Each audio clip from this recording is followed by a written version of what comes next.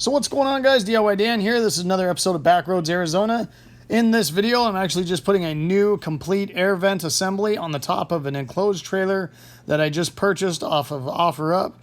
I was thinking about getting a new one, but found this one 26 foot with a bunch of the options that I wanted. So I decided to go ahead and get it. And there was just a couple small repairs that I had to do. These repairs include replacing the trailer jack because it was bent when I got the trailer. I will also be adding a heavy-duty winch and putting ramps over the wheel well to make it easier to load and unload my long travel sand car. I also plan on adding a solar panel to keep that battery charged and so I can see what voltage the battery is at all times. And all those will be coming up on future videos. However, this video is about replacing a complete air vent assembly, so let's get to it. So if the only reason you're thinking you need to change out your entire air vent is because the lid is cracked, I do have another video and I'll post it at the end of this one. You can check out where it is just replacing the lid if that's a possibility for you. So the first thing you're going to want to do is go on the inside of the trailer or RV and remove the trim. There's going to be 4 screws that hold that trim to the actual air vent assembly itself. Then we're going to go ahead and get up on the top of the trailer. So this trailer did come with one of these extra air vent covers. So I went ahead and removed the 4 screws that held it in place and then removed the broken lid and took all the screws out that held the actual air vent assembly to the roof of the trailer. Now if your air vent lid is not completely broken off like this one was, it will come in handy if you actually crank the lid up about 3/4 of the way to help you remove those screws. 9 times out of 10, it's going to require a 1/4 inch socket to remove these screws. Once you remove the old vent assembly, you want to get as much of that old caulking off as you possibly can because you want a nice clean dry surface for the new caulking on the air vent to bond with the top of the trailer. Now because this was a metal roof on this enclosed trailer, I was able to use a metal scraper and a wire brush to assist with this. If you're doing this on top of a trailer that has a vinyl roof, I would recommend being a lot more careful. Maybe use a plastic scraper and just take a little bit more time so you do not possibly rip the vinyl cleaning the material off. So for the most part, these air vents are pretty universal. They're all 14 inches. The main differences you want to make sure you look for is actually on the inside of the trailer with the depth of the inside trim on the air vent. Now me personally, I like to go with one that has a metal lid because I live in Phoenix, Arizona, and if I do the plastic ones, I can just guarantee that I'm going to be replacing it in a couple of years. Once I have changed all my plastic ones out to these metal ones, I haven't had a problem since.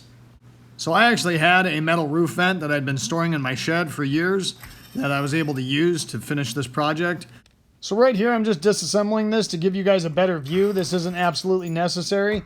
I'm just removing the 2 screws that hold the screen assembly and the 1 screw that holds the crank assembly in place.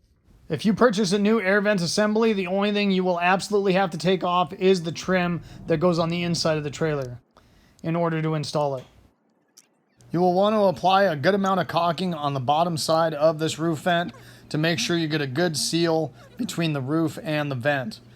To each his own as far as this caulking goes, just make sure it's a good exterior caulk. I like to use this Alex painter's caulk from DAP. It's always proven durable, long lasting, and my wife even says it leaves a high quality finish. Once you get that caulking spread on the inside of the air vent, you're going to go ahead and put it in place. Make sure the hinge side of that vent is towards the front of the trailer. I usually like to get the 4 corner screws started to make sure everything lines up correctly, and then go ahead and put the rest of the screws in and tighten them down. Once you get the 4 corners started, it will help if you crank the lid up about 3/4 of the way to help make it easier to access where the rest of the screws go in the air vent assembly. As you tighten that vent down, you should see the caulking start to come out from the screw holes. That lets you know you have a good amount of caulking in there to seal those holes up. Then you're going to want to lay a layer of caulking around the outside edge in order to make sure that has a good seal on it as well.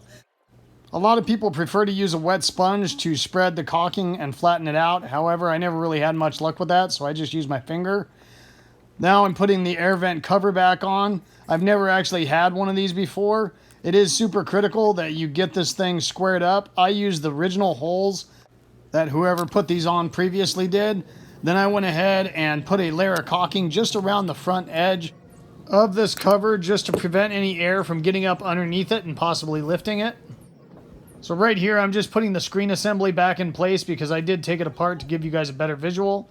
I put the 2 screws in that hold that in, and then went ahead and put the crank handle in position and put the screw in that holds it. Now it's actually better to use a drill instead of the impact driver to tighten these down so you can set your torque setting so you don't possibly strip them out by going too tight. When I went to crank it up to see if it was working well, it was hanging up on that air vent cover. And that's because apparently it wasn't centered very well from whoever installed it last time. So I had to go back up on the roof, loosen the screws up, cover those holes with caulking, and recenter the air vent cover and tighten it back down. Before putting the screws back in, I did have somebody in the trailer go up and down with it a couple times to make sure it wasn't hanging up anymore. I also put a little bit of caulking on each one of the screws to make sure those 4 screw holes remained a tight seal and didn't let any water go into the trailer.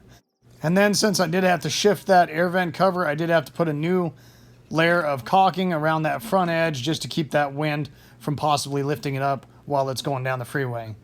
If you are deciding to add these air vent covers, make sure you don't use too long of a screw where you might poke through the ceiling of your trailer, because most likely the framework around that air vent is not going to be as big as these air vent covers, so just something to watch out for.